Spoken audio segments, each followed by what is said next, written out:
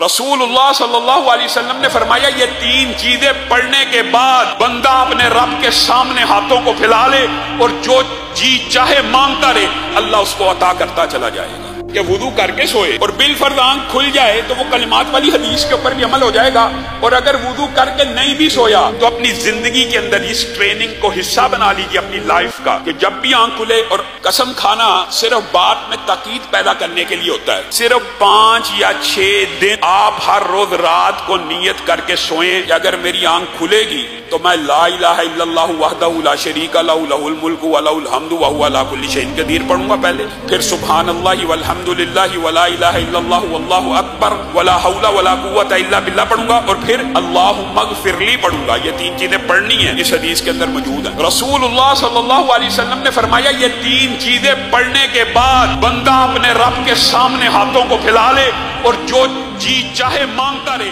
اللہ اس کو عطا کرتا چلا جائے۔